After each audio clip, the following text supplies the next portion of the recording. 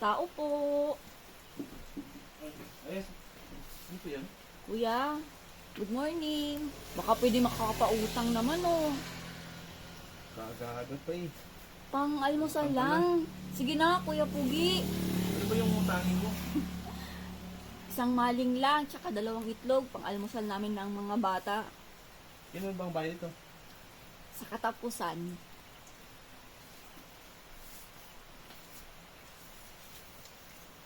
Dalawang itlog.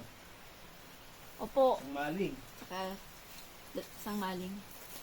Salamat, Kuya Pugi. Sa uulitin.